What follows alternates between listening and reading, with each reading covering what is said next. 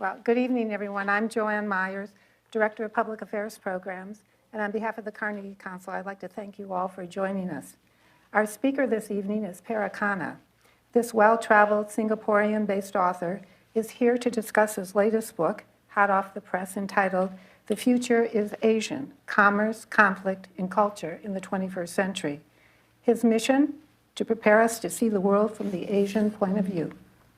Historians often tell us that the 19th century belonged to Britain, the 20th century is linked to America, and the 21st century will become known as the Asian century, to be long remembered for the majestic change it will bring. Too often, when we think of Asia, it is China that immediately comes to mind. But as Parag will soon tell us, the new Asian system taking shape is a multi-civilizational order that includes not just China, but stretches from Japan to Saudi Arabia, from Australia to Russia, and Indonesia to Turkey. This span of countries is seen as linking 5 billion people through trade, finance, infrastructure, and diplomatic networks that together represent 40% of global GDP. This new dynamic, where business, technology, globalization, and geopolitics are intertwined, includes rising superpowers such as India and Indonesia. As these countries collectively assert their interests, Parag tells us that Asianization will reshape the world and our future. Now, at this point, you may be wondering, exactly in what ways is Asia shaping a new global order that encompasses us all? And just how did Asia come to occupy the economic and cultural center of the planet? In The Future is Asian, our speaker relies on basic facts. With his intimate knowledge of Asian history and geopolitics, Parag tells us that there is no more important region of the world for which we need a better understanding than Asia. Whether your benchmark is demography, geography, economy, or any other metric, Asia is the world's most ethnically, linguistically, and culturally diverse region of the planet. From investment portfolios and trade wars to Hollywood movies and holiday travels, no aspect of life is immune from Asianization. For a more in-depth picture of what we can anticipate in the coming years, please join me in giving a very warm welcome to our guest this evening, Parag Khanna. Thank you for joining us. Thank you. Thank you. Good evening, everyone. Thank you, Joanne, for that very generous introduction. And it's not the first that you've made for me here in this wonderful institution. As we were just reminiscing earlier, the first time I spoke here was in 2008. About 11 years ago, for those who are counting. So that was my very first book. So there's a real nostalgia associated with having come here and presented at that time. There have been a couple other visits in between. And here we are 5 books later, and I'm back. So I'm ever grateful for your welcoming me here. The conversations here have always been very enriching and spirited. So I'm looking forward to that. And on that note, I'm going to keep this presentation relatively short so that we have ample time for discussion. So again, I want to thank you all for being here. And let me jump right in. Even though in some ways, Joanne, you stole my thunder, you've summarized the book very, very capably. What I'll do, though, is given that it's the evening and everyone's had a long day, I will go light on the economics and focus a bit more on some of the political, geopolitical, and of course, cultural dimensions of the argument in the book, and then kick it back over to you for the discussion. So let's get started.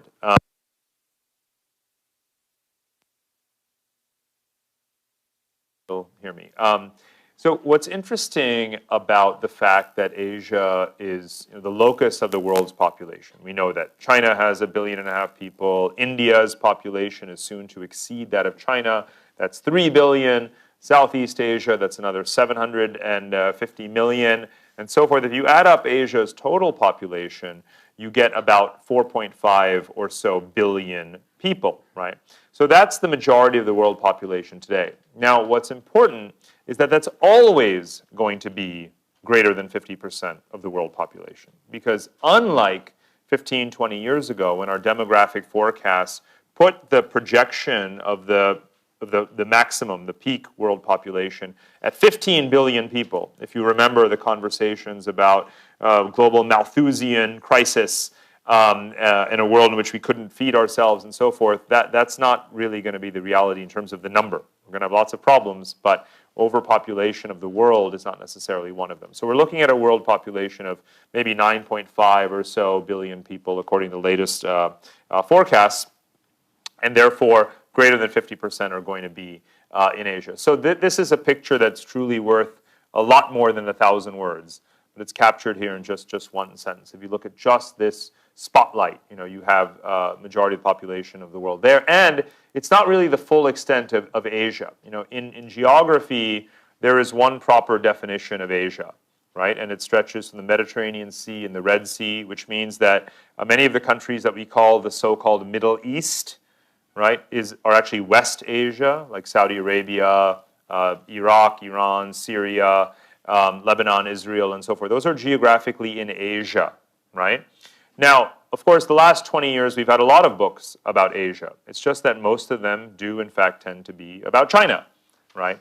And maybe Japan gets a couple of pages, and India gets a couple of pages, and so forth, but they're basically about China. So what I sought to do here is to put China in context, right? China is very much in Asia. It's very important to Asia. It's the most powerful and important country in Asia, but it isn't all of Asia, right? So what I felt was needed was a book that, if you were to count the pages in this book and divide, take 40%, maybe 40% of the book is about China. But there's this 60% that's been missing, right? Because there's a much bigger story, and I'm going to explain how that plays out. Let me just talk a little bit about the geopolitical dimension here. We tend to have geopolitical conversations that begin with the question, who's number one? We're always looking to answer who's number one. And some of the brightest minds in geopolitics pose this question, who's number one? Because in the 19th century, it was Great Britain. In the 20th century, it's America. And if America is experiencing relative decline and China is rising, therefore China must be the next number one. Can I ask you something? Who said there has to be a number one? For most of recorded history, has there been a number one global hegemon to whom all obeyed? No. So the wrong question leads to the wrong answers, doesn't it? Right? So here's my vision, my hypothesis, my rendition of what world order looks like today. This is not a forecast, right? We live in a world where, for the first time in history, every region actually matters. They don't matter equally, right? But we don't live in a colonial world order, right, under European hegemony. We live in a world where Africans make decisions for Africans, Latin Americans make decisions for themselves, where every region is on the map in some way, shape, or form. Secondly, there isn't one power at the center that gets to dictate what everyone else does, get to, or not do, right? And it's not us anymore. It's not the United States, nor is it China, nor will ever be China.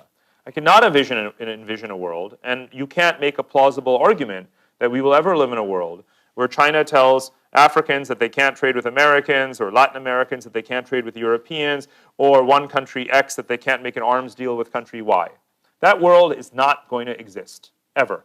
Right? It barely exists today. It barely existed even at the peak of American power, right? Which didn't last very long.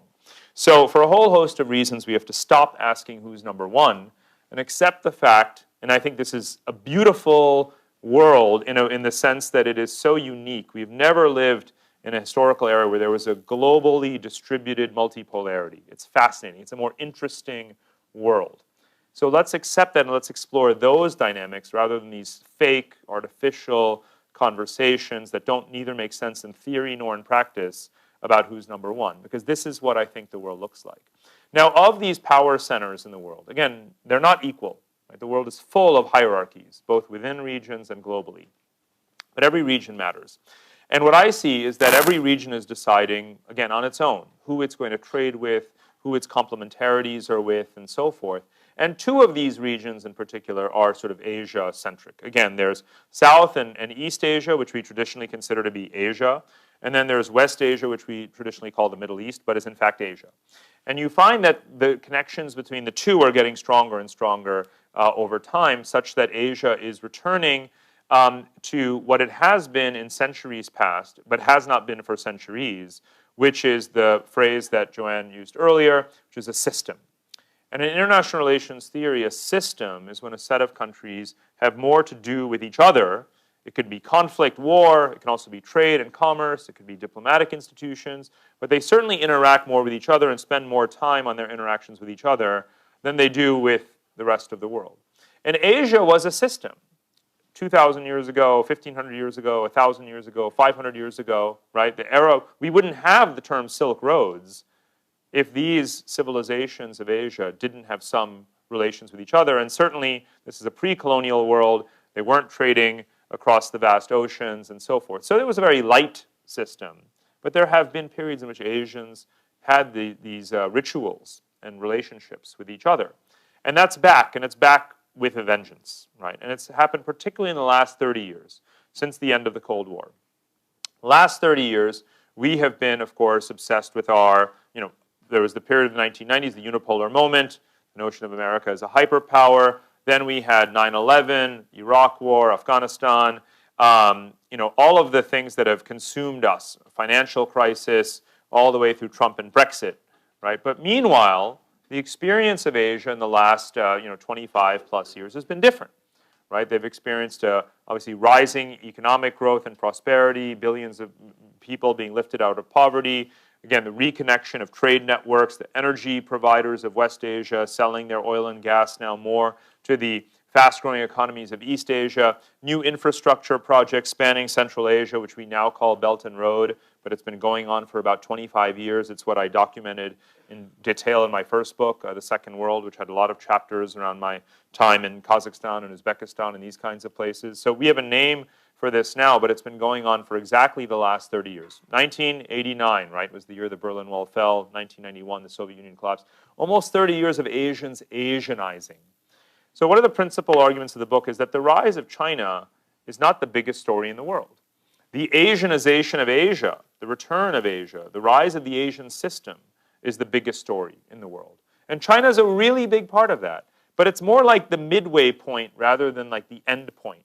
And the reason is because we have such an ahistorical view about the global economy and geopolitics. We take whoever's the peer competitor, the going concern, the country of central focus, and we, of course, make it out to be, the kind of the great rival and the alternate pole of power. But we have to take a step back and remember, in the broader Asian context, how China even got to be China. And the story really begins with Japan, right? The story of Asia's collective economic miracle begins in the post-war decades. As you all know, Japan rose within 20 years to become the world's second largest economy. And it was that phenomenon of its very rapid modernization, industrialization, that inspired the tiger economies, right? That's the next wave of modern Asian growth. The tiger economies were South Korea, Taiwan, Hong Kong, and Singapore.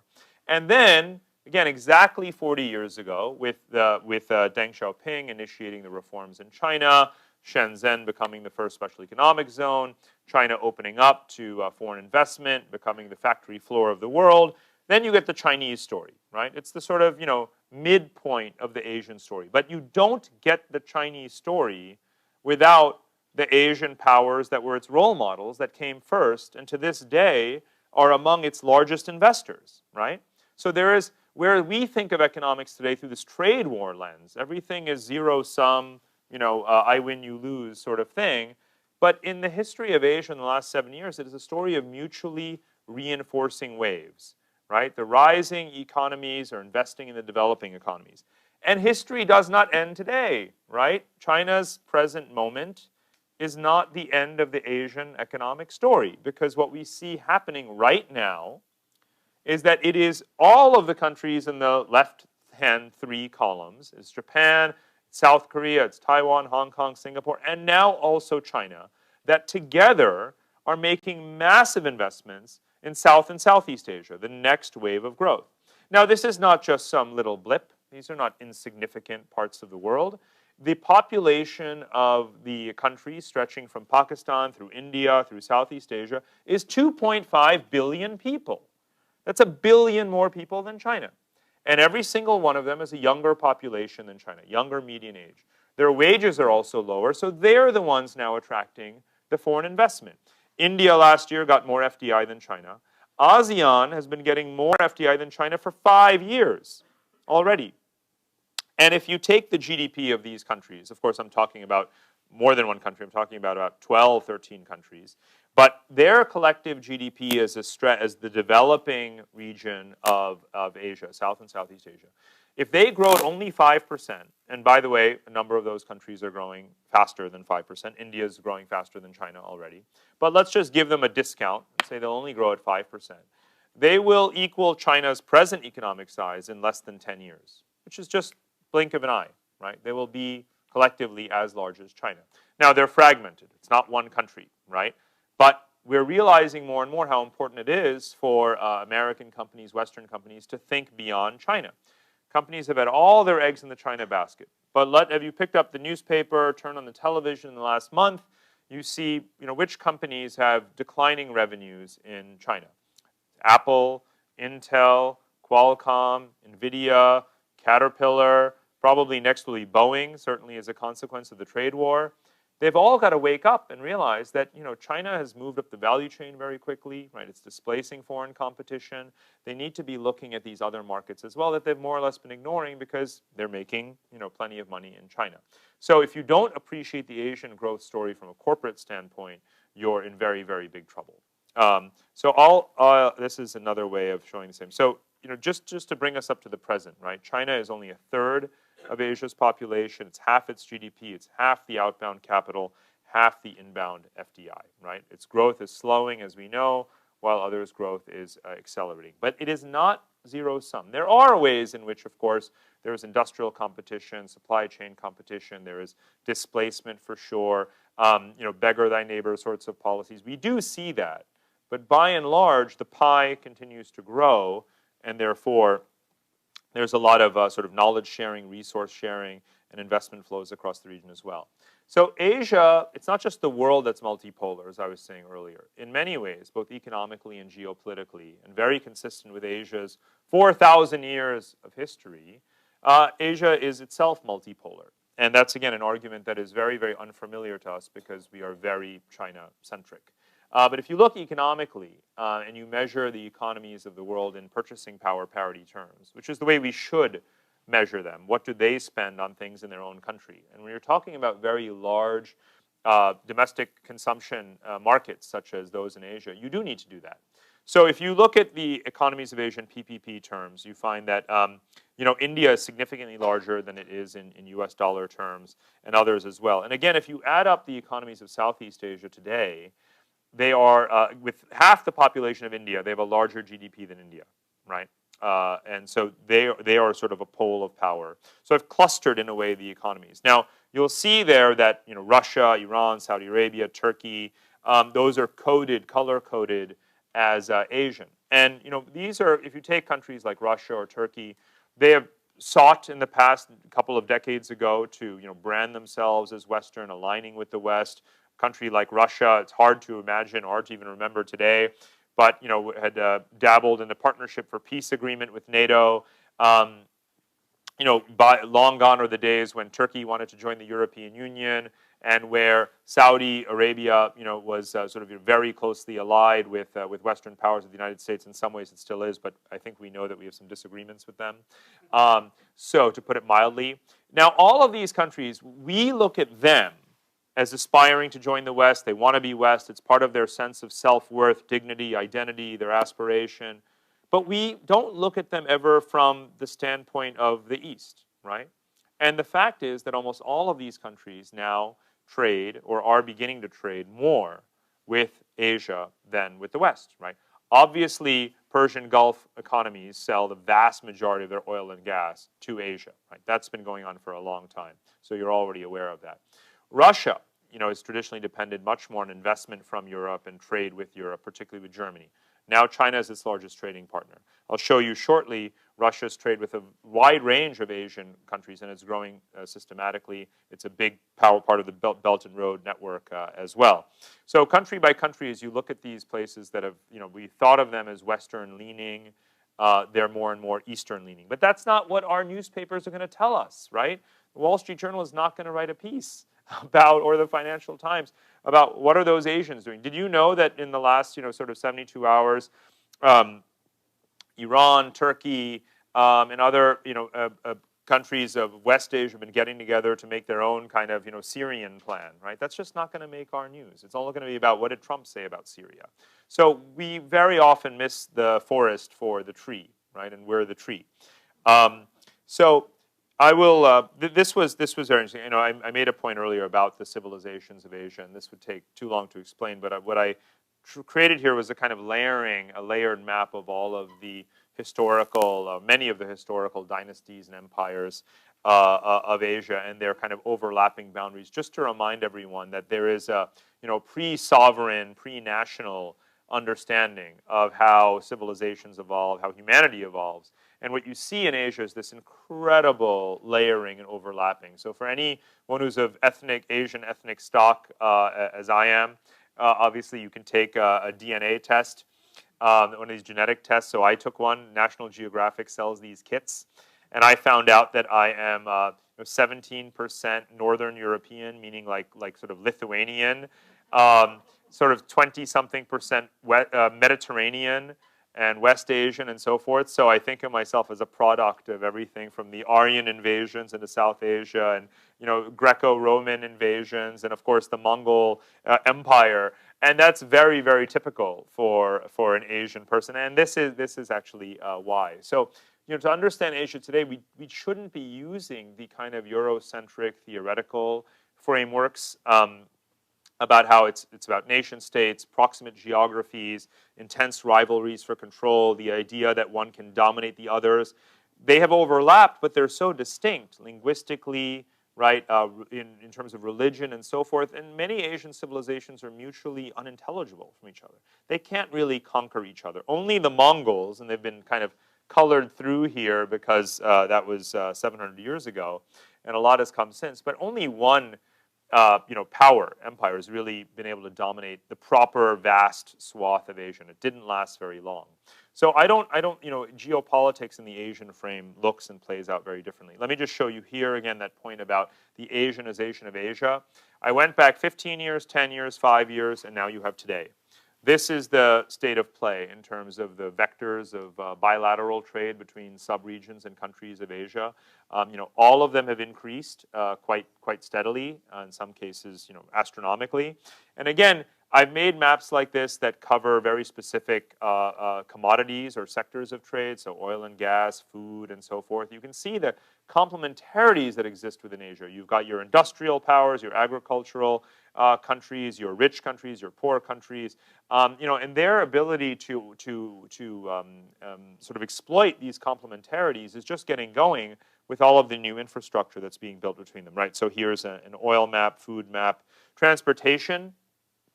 All of the busiest international flight connections in the world, the top 10 out of 10, are all between Asian cities. Generally clustered around, say, a Dubai or a Hong Kong or Singapore, but you're seeing the medium haul flights increase as well. So there's a lot more business travel. I use this, also to bring up the issue of migration, right? Because we think that we live in a world where walls and borders are going up and xenophobia and populism are the order of the day. But between Asian countries, you have a lot more labor mobility, a lot more free labor mobility. You have a lot more visa-free migration. You have all of these talent or entrepreneur investor migrant schemes. Countries are trying to attract people. Because you have aging Asia and young Asia, right? You've got South Korea, Japan, and coastal China that are aging. And you've got sort of younger Asia. You've got lots of flows. You've got lots of Filipinos and Indonesians moving into Korea and Japan and China to care for the elderly and all of this kind of thing. There are countries like South Korea and Japan that I don't think have ever had such a high percentage, though it's still very, very low, of foreigners in their countries because of this just demographic supply and demand. So there's many ways in which this integration is happening. There's the diplomatic domain. For those of us who follow the global governance field, we've tended to measure whether or not a country has influence by its role or stake, voting rights in Western institutions, IMF, World Bank, and so forth. Global, but of course originating in the post-war years through Western leadership. But what we didn't pay attention to is that, well, Asians can also build their own institutions, right?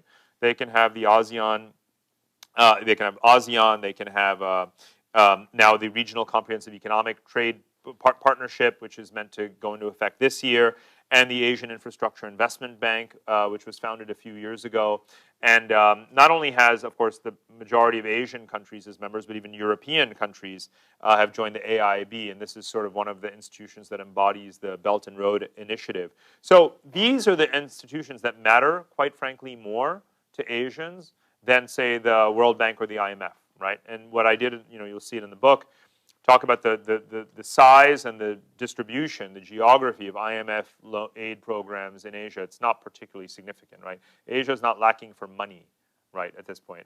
Joanne mentioned crazy rich Asians earlier. That's a retail example of that phenomenon. We'll come back to that in just a bit. Now, here's something very, again, seismically significant, which is that the rise of Asia is really leading to not just an Asianization of Asia, but the Eurasian system. Not just an Asian system, but a Eurasian system. And all of this predates the trade war, but the trade war will accelerate it. Because it's been some years since Asia and Europe have been trading more with each other than either of them trades with us, right? What we forget is that as much as we are the world's largest economy and play a very significant role in world trade, we are not dependent on trade as much as others are, right? North America represents only 14% of global trade. Now, this is actually wonderful from a geopolitical standpoint. North America has self-sufficiency. Here in North America, we have all the people, all the water, all the food, all the energy, all the industry, all the talent, technology that we need. If globalization stops tomorrow, North America is fine and everyone else is in big trouble, right? So it's a good thing, geopolitically. Right? This is the splendid isolation that we've talked about and celebrated, since the 18th century. However, from a geoeconomic standpoint, it means that you're really not as important or as central or have as much leverage as you think you do, right? And here's the proof, right? Europe trades more with Asia than it does with us, and this is, of course, a big rupture, big rift from the transatlantic era of the post-war decades, where, of course, the transatlantic trading, free trade area has been the bedrock of the world economy, right? But now you're starting to see this shift, and this explains why, as I said before, Europeans enthusiastically joined the Asian Infrastructure Investment Bank. They may not have joined the Belton Road Initiative, but they're engaging with it, and they're launching their own connectivity projects to help to stimulate these new Silk Roads. Now, what's interesting is, when two parts of the world trade $1 trillion a year with each other, you would expect that they have free trade agreements and they have seamless infrastructure and a shared set of regulations. Europe and Asia have no such thing, right? Europe has one free trade agreement with a major economy in East Asia. I think it's South Korea, right? They want to have a free trade agreement with Japan, with Southeast Asia, and with India, but they don't even have it yet, right? And all this Belt and Road, seamless, high-speed railways and cargo, there's a little bit there, but not as much as there will be. So now take this $1.6 trillion that Europe and Asia trade with each other and add in a few free trade agreements, add in lots of railways and infrastructure, add in some more regulatory harmonization, and maybe a bit more opening of China, right? And that number is going to go way up, way up. But how about our transatlantic trade? How's that going to go? Two very mature economic regions that already have effectively free trade with each other, that are aging and not growing very, very quickly. Right? What's that number going to be? So where's the real center of the world economy? Today, already. Right? It's already in this sort of Eurasian system. And the trade war, as I said, is going to accelerate it because what Asians are saying to each other is, wow, if they're going to be politically motivated export controls on sensitive American technologies to China or maybe even to us, whether you're Japan or South Korea or Singapore or whatever. Now, they may be justified, right? Everyone knows that China cheats on trade and all these kinds of things and has these industrial policies, forced technology transfer, all the stuff you're hearing about. It's all true. That's how they got to be what they are today, a superpower, right? And that's, by the way, how every power in history rises, is through import substitution, neo-mercantile policies, and so forth, right? So they're copying the playbook that Alexander Hamilton wrote and the British wrote, But Asians are saying, well, if it's going to be tough to get those, semiconductors and other sorts of things from Intel and Qualcomm, let's just get them from each other, right? Right? We'll just buy more from Taiwan, we'll buy more from South Korea, buy more from Japan. And again, one of the stories that just doesn't make the news is that in September and October of last year, that's exactly what the Northeast Asian countries decided to do, right? Japan, South Korea, China said, well, we should really be trading more with each other, and it obviously serves China's interests because then they have much more, they get more reliable supplies of sensitive technologies that they don't yet produce themselves. And of course, the South Koreans and the Japanese get to sell more and profit more. So in other words, they're undercutting us, right? They're sort of eating Americans' lunch in a way. And they're going to continue to do that. And Europeans see it the exact same way, right? They see how they can win from the trade war, right? If China decides to buy less Boeing aircraft, well, that's potentially really good news for Airbus, isn't it, right? And that's the way trade wars work. There's more than 2 players. There's at least 6 or 7 players, right? And the other 4 or 5 are saying, if there's reciprocal tariffs on American goods, that means that ours might be competitive, cheaper, or more access in the Chinese market. Let's go. They're not sitting on the sidelines, right? They're not sitting on the sidelines. So I'm going to jump ahead. I'm going to make just a couple of points. When we look at the developing markets of Asia, like Southeast Asia, we tend to characterize them as being dependent on this historical growth model of manufacturing-led or export-led growth, right? If we don't outsource to them our menial factory work, how will they ever raise their wages and standard of living and become middle-class economies? And now you've got the robots who are going to do all that work. So they'll just never make these billions of people. They're going to be out of jobs, right? They're never going to be able to duplicate that feat of the tiger economies before. They're going to experience what is called premature deindustrialization, right? A fancy way of saying, again, the robots are going to do it all. You'll never make it to the middle class. You're stuck in not the middle income trap, but the lower middle income trap, right? Or the poverty trap even. So that's not true, because that model is not the model on which these countries rely anymore. And this is the evidence of that. What I've just simply done is look at the services share of the economies in Asia. And other than the commodities exporters, like Saudi Arabia obviously is a export-driven, commodities-driven economy. But if you look at the key Asian economies that have tended to rely on manufacturing, now they're still getting the manufacturing, right? As I mentioned, ASEAN is getting more foreign investment than China. It's become the new world's factory floor. But the majority of their GDP already comes from services, right? Things that people do for each other. And especially because of the rapid urbanization, digitization, financialization, all of these things are playing out very, very rapidly in Asia. So it's great that they're still getting the manufacturing. It's good for them. But they've also leapfrogged in many ways. And I spend a fair bit of time in the book looking at all of the ways in which Asia is sort of leapfrogging by the availability of low-cost technologies as people move into cities and so forth. And that's really the new model. So I could go on and on and on. I wanted to talk a little bit about Belton Road, and I know we'll talk more about this in the conversation. But I just wanted to highlight here that there's sort of myth and reality, right? And right now, Belton Road is pretty much everything and nothing at the same time. So I spent a lot of time in the book kind of clarifying what it is, what it isn't. But to cut to the chase, it doesn't play out the same way in every country. There's this notion that, well, here's a string of Chinese debt traps. China's heavily indebting poor countries to build infrastructure they don't need. And when they default on their debt, it's going to take control of their economies. Open and shut case. British East India Company is back, right? That's more or less the kind of caricature. It's not true. That's just not the way it really is. There are poor countries that are caught in debt traps. A lot of those countries already had very high outstanding debt to China, which is kind of our fault because we cut them out of global capital markets. They don't have sovereign credit ratings. We've not been lending to them. So who are they going to borrow from? From China at usurious, non-concessional interest rates, right? I argue throughout in this book, if you want to have, it's sort of a sequel to my connectography book, which was sort of the prequel to this, saying, you can't have influence if you're not connected. You can only influence what you're connected to.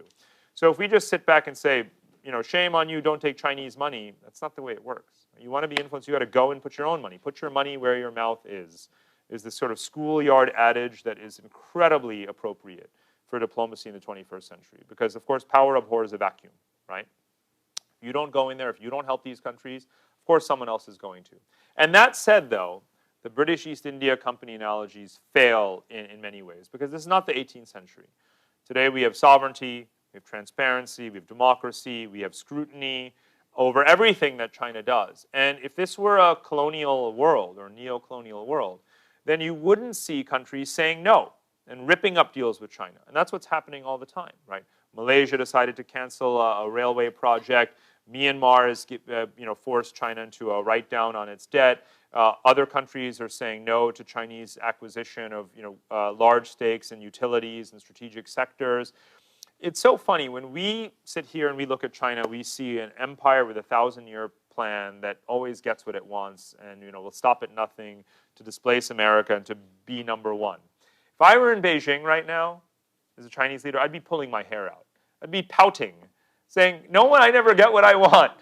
All these countries are ripping up contracts with me and they're kicking me out, and my construction engineers are being thrown down mine shafts and shot in the head and kidnapped, and I'm having to take a haircut on all this debt, and so on and so on and so on.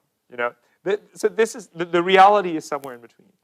And it plays out differently in every country, and I just wanted to show, and we can talk through a few examples in a little bit, but no two countries fall into the exact same pattern in how Belton Road will play out. But the message here is that geopolitics is non-linear, and I just want to give the example of Sri Lanka, right? Because the Sri Lanka example is one that we all read about.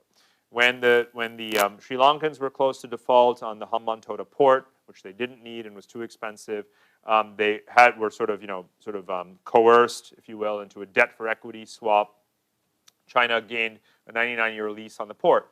So many people in our kind of analytic community looked at that and said, here it is, the first domino to fall, right? The first of many debt traps across the entire Indian Ocean region. And yet, I think that was the first and the last. Because what happened is that the next day, all of the cabinets of countries around this region got together and said, how do we avoid becoming the next Sri Lanka? And so they did, right? They said, uh-oh, no $60 billion worth of projects with China. This is what Pakistan said. Let's cut that down to below $30 billion. Let's make sure it's sustainable debt, right? And others said, let's just not do this project altogether. And China is absorbing this, right? The ambitions of the plan are being dramatically reduced. So again, non-linear. Geopolitics is non-linear. It's not just action, it's reaction. There's feedback loops to everything. And I really am going to stop at the final point, which is just going to pave the way for a proper discussion about the sort of political and the ethical, the intellectual and moral dimensions of all of this, the layering, the new layer. As I say, the 19th century was the century of Europeanization. We learned so much. The world has learned so much from parliamentary democratic systems, Enlightenment values, professional governance, civil service. The world has learned so much from the 20th century of Americanization, right? The virtues of democracy, of freedom, of free enterprise, all of those things that America represents. What about Asia, right? What does Asia represent? And the hardest thing, one of the hardest things I had to do this book was to try and figure out, what do 4.5 billion people have in common, if anything? Because admittedly, they're very, very diverse. So I wouldn't have put my own name on this, but this is just a cut and paste from a newspaper article that summarizes the book. And they are a preference for sort of more technocratic government, but bear in mind that Asia has more people living in democracy than the whole rest of the world, right? In the next 6 months, India, Indonesia, Philippines, Thailand are all having elections. That's 1.8 billion people. So Asia is not China writ large. It's not a monolithic authoritarian sort of bloc. But still, there is a deference towards strong executives and so forth, and a desire for leaders to have a long-term vision for modernization. Mixed capitalism, strong role of the state in the economy, right? I think at this point we understand very well how that operates. And then social conservatism, and that's more about a very restrained, cautious approach to everything from, say, gender equality, censorship, LGBT rights, you name it. And these are neither good nor bad. This is just what is, right, in terms of what I see as common factors. There's, again, great disparity. Remember, in Asia, you have democratic icons, like Japan or New Zealand and so forth, that rank the highest in the world in the quality of their democracy and civil service and freedom and equality and so on. And then you have the worst performing countries in the entire world, like a Turkmenistan or whatever the case may be. There's a vast range. But I try to explore how these three principles of conservatism, capitalism, and technocratic governance play out across the region. So that is just sort of food for thought. I will stop right there. I've gone a little bit over, but we still have plenty of time for conversation. So Joanne, thank you so much for having me back here. Thank you all for being here. Thank you. Sorry, just one second. Can I just switch your mic Yep, back out? totally. Thanks. this, yeah.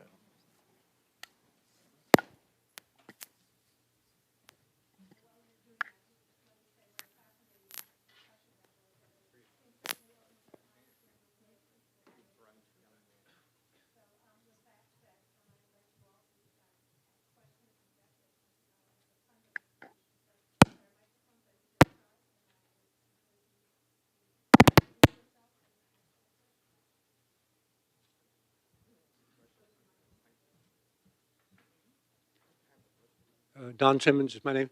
I enjoyed the talk very much. To what extent do you think democratic government and civil liberties translate into economic advantage? In other words, is China disadvantaged with respect to the other Asian powers by its government? So there's been a lot of research on sort of what are the factors that best correlate to sustained economic growth, for example.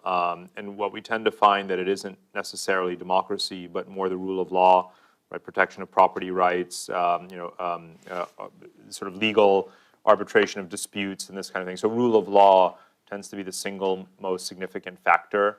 So a country doesn't have to be a democracy, in other words, to sustain high growth over time. It simply has to have rule of law. And obviously, a case like China is demonstrative of that. So that said, obviously democracy is a virtue unto itself in many ways. And there's the feedback loops of democracy can help governments change policies nimbly, if they need to. That doesn't always work out that way. I think we have an issue with that situation right now. And one of the other interesting conversations that's happening in political science is to say, well, China is not just authoritarian, it's adaptive authoritarianism, right? They're constantly changing their policies to adjust to reality. They're not just the kind of ossified, bureaucrat. They're not a sort of Soviet Union redux.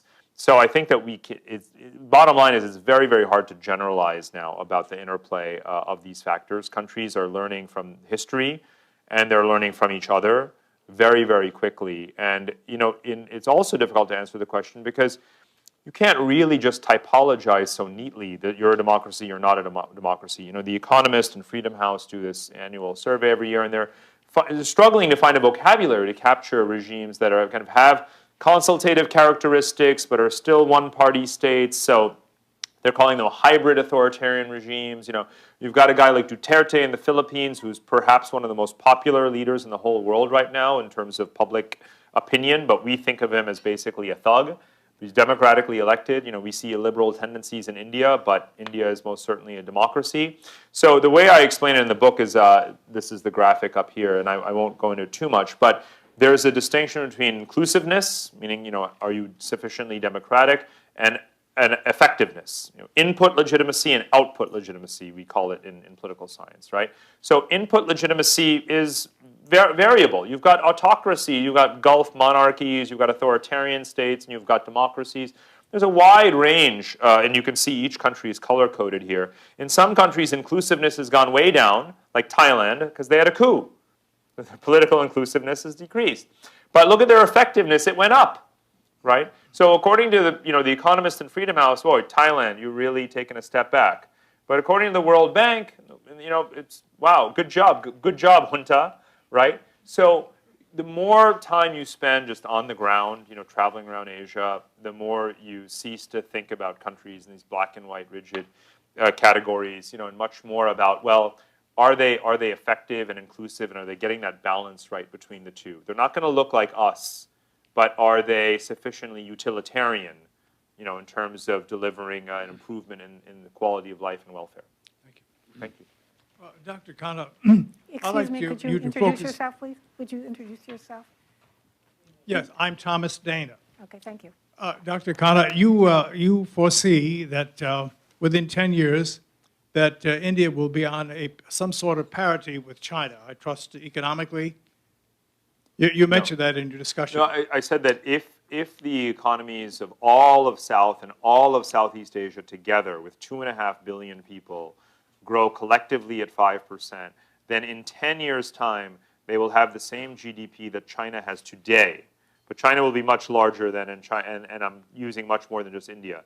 India may never achieve the kind of, sort of total the kind of economic miracle that China has achieved. These are not like entities. The only similarity between China and India is their population size, which is more or less equal. But as an Indian who spends a lot of time in China, I can tell you the similarities end there. That's the beginning and the end of it. And what it takes to become China, I want to make a broader point. Absolutely no one else has that kind of discipline. Because I've spent 15 years traveling in countries, whether it's Africa, Middle East, elsewhere, that have talked about the China model. We're going to follow the China model, right? We're going to become like China. And guess what? None of them have. Because when they said China model, all they mean is, please leave our kleptocratic authoritarian regime alone while we're stealing from the people and not delivering any benefits. That's not what China has done. China has done a lot better, than that. So I think there really is only one China. India will do what India is destined to do, at this point. It's secularly on an upward trajectory. They have a young population, fast-growing economy. They're doing some good things. They're spending a tremendous amount on infrastructure, which they haven't in 70 years.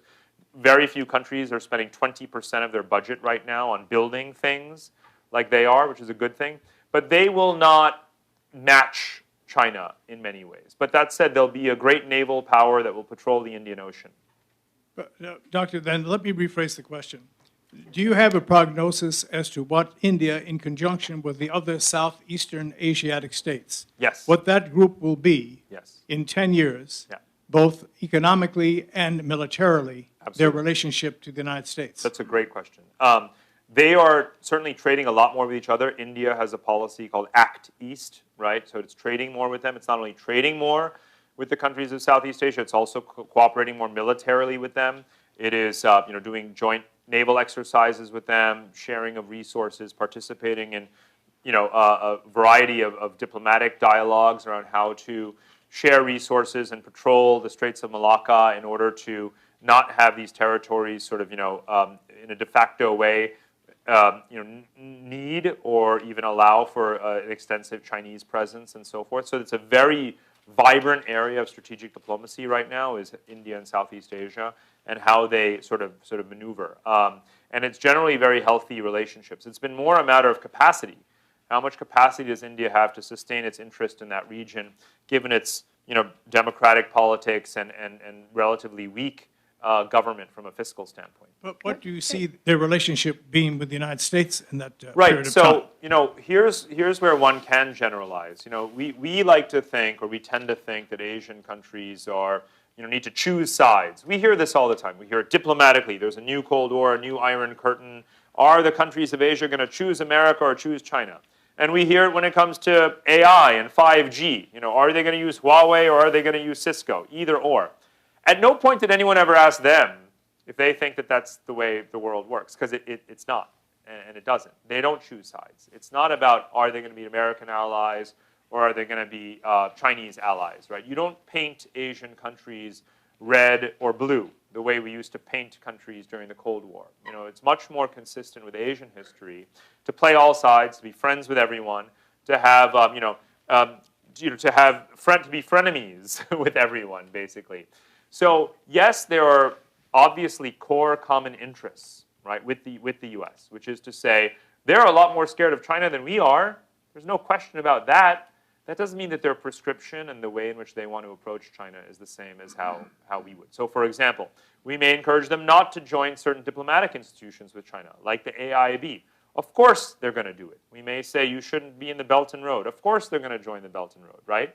So they will play all sides. They will do things that align with their interests that we would like them to do, but only the things that align with their interests. So we're seeing even our most strongest, steadfast traditional allies like Japan and South Korea saying, we prefer not to have that missile defense system or not to house so many American troops or whatever the case may be. Or when we do these regional military exercises, we actually want to include China in them, whereas of course we don't want to include China in them.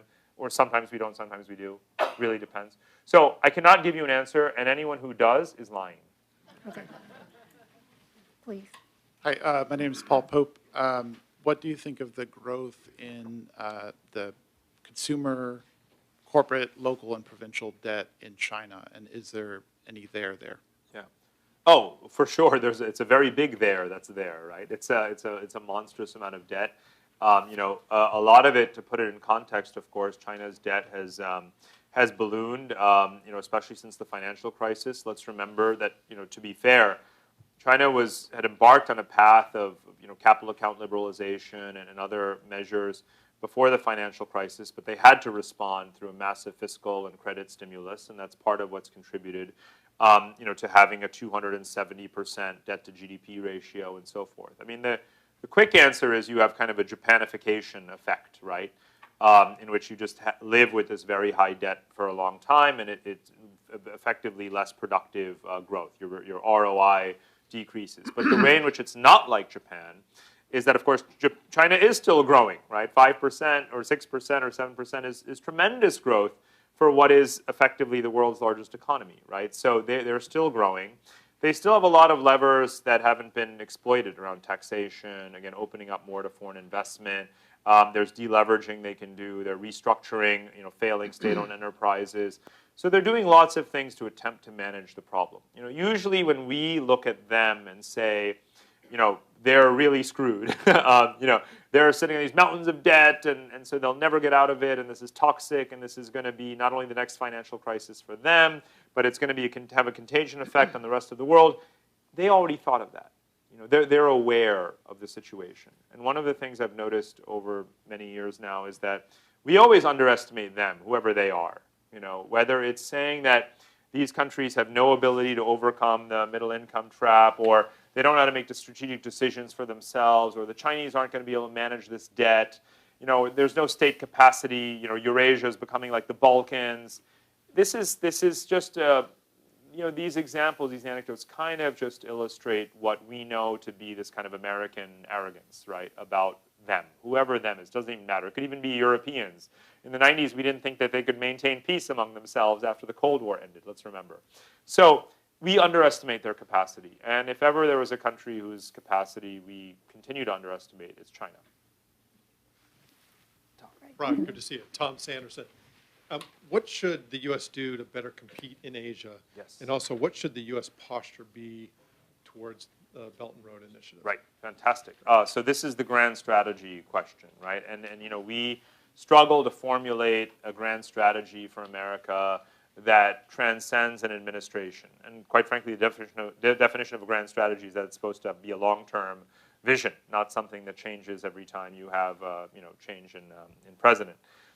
So strategy towards Asia should be to promote a multipolar Asia, right? And I believe that, again, historically, Asia is multipolar, so it shouldn't be that hard. Right now, the pushback against China from all of its neighbors indicates that there's a strong desire amongst Asians for there to be a multipolar Asia. So we should be asking ourselves, what can we do to support that trend by which Asians take greater responsibility for their own affairs, which there doesn't have to be an American policeman, an American hegemon, an American offshore balancer, and instead you have a sort of we're restoring Asia to its natural systemic equilibrium or balance in which Asians more or less contain each other. They block each other from encroaching too much in their affairs. I think in the book I describe it as a healthy degree or sort of deference to each other. That has been kind of the historical norm. So we can promote that in many ways by actually encouraging Belton Road, funny enough, and by participating in Belton Road. Right now, the administration views Belton Road as this sort of hegemonic threat. But the way these sort of imperial cycles work, and especially when it comes to giving the gift of infrastructure to your periphery, is that countries can use this to modernize, to diversify their economies, to grow, to attract greater foreign investment. And then over time, what happens is that these countries are no longer vassals of China, but they've grown out of their dependence on China. But they'll still be dependent on China unless we actually help them grow out of the dependence on China.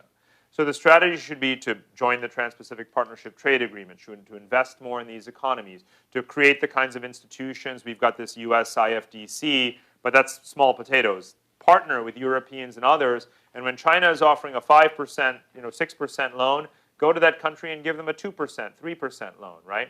When they're going to be doing contracts with Chinese construction companies, that's the kind of deal they should be doing with Bechtel or Siemens or something like that. Again, you don't get anywhere by just telling countries, oh, that's a really bad deal. give them a better deal. Put your money where your mouth is. So I strongly believe that we should be engaging. And there's a lot more to be said about the specifics of Belton Road and diplomatically and what constitutes membership or not membership, and how if you were inside the tent, if we were inside that tent, we would actually be able to influence how it plays out in a way that actually benefits everyone. It can still very much be win-win, actually. One question Could about you the. introduce yourself, My name is Al. So my question is about power distribution in Asia among the countries. So as we all know that technology development is rather disruptive. So the countries that in Asia now kind of start from China, that you have Alibaba and Huawei, you start having all those technology that start having really rapid economic development. Now you have Vietnam and Indonesia, they just kind of grow out of nowhere and go really fast. So I wonder what's your opinion on the, it's going to be the new power distribution because of the technology development. And also quickly, you mentioned that this kind of whole conservative ideology in China, so in Asia in general. So I was asked a question that in Japan right now it's already democracy, but we don't think people are very vocal, especially women. Also like, gender-based violence or kind of women's status is still relatively low. What do you think of that? About Japan in particular. Yeah, is that, because of the whole kind of conservative ideology in Asia, or how does Asia kind of can improve? Right. So again, the social conservatism, rubric, it's just two words to try and capture the fact that there is this, caution or hesitancy, or again, just cultural recalcitrance around, liberalization of culture in many dimensions. It could be women's rights, it could be, women in the workforce, it could be a wide range of things. It could be whether the death penalty should be abolished, it should be, or it could be about media laws and censorship. It plays out in many, many, many domains. And again, for every country, because we're talking about such unique societies, I actually can't generalize other than saying that in each country you will find evidence of how slow they are to embrace, and I use social media and technology as an example here, where it actually plays to their benefit. So for example, we have say whatever you want kind of approach to these things, and we've learned the hard way what consequences that can have, where you can just, fling all the fake news you want. But in Asia, they're extremely cautious about this, right? You can be arrested for spreading false rumors, and what they've done, witnessing, again, this is all part of leapfrogging or second mover advantage. If you're the first mover, right, you move fast and break things, as we like to say, but you also suffer the consequences, right, of the disruption.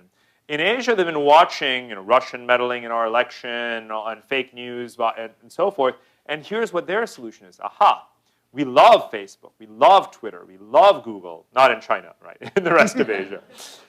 But you, Facebook, Twitter, Google, better install, have very large offices in our country. You're going to be monitoring, filtering, and WhatsApp too, monitoring and filtering 24/7. And the second there's something fake or whatever, you're going to take it down, or we're going to shut you down, right? So they've co-opted the tech companies to, in some cases, this is, again, we would think of it as bad because it may perpetuate censorship, which serves the government. On the other hand, it does prevent fake news and viral campaigns that can be deadly, and they have been in some cases in Myanmar and India, from spinning out of control. But again, they're watching and they're learning. So in this case, a conservative or cautious attitude towards technology is proving to actually be beneficial and to maintain the support for those technologies. Whereas meanwhile here, it's like, everyone wants to get off Facebook and arrest and imprison its executives. Even though we invented this stuff, the baby is not being thrown out with the bathwater in Asia. So now on your first question, which was about technology as well, it is so nonlinear. Technology is spreading so fast. You can already see that in terms of industrial technology, some of the the Internet of Things and factories of the future have been replicated, not just in China, but you can have it in Vietnam and Thailand and other countries. They're really leapfrogging there as well. And that means that some of the things that, some of the clustering effects that have made China so successful, again, which they learned from Japan as well, are starting to get replicated elsewhere in Asia, and that will really help them move up the value chain quickly, again, attracting so much foreign investment. And if they can offer to protect IP, and so forth, then that's going to be good for them. Now, when it comes to AI, there's this notion that's sort of a bipolar arms race. I don't think that's actually true. I think that, again, technology diffuses so quickly. You have AI as a service, AI coming in, sort of laterally. India is investing so much in AI, and it offers the kind of data privacy and protection, so you don't have the kind of, Huawei risk or whatever you want to call it. So I foresee in just a couple of years a marketplace for even the most advanced technologies.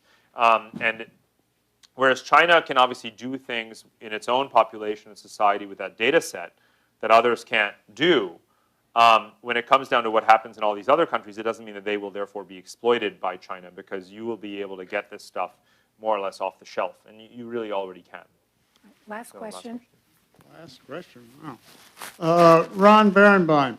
Okay, so much of what one reads today says that a great deal in terms of the performance of the world economy depends on China's ability to develop a large class of consumers, which at least sometimes you read that they've not been as successful as one would hope at this point. What do you foresee in terms of China becoming a nation of consumers in the future?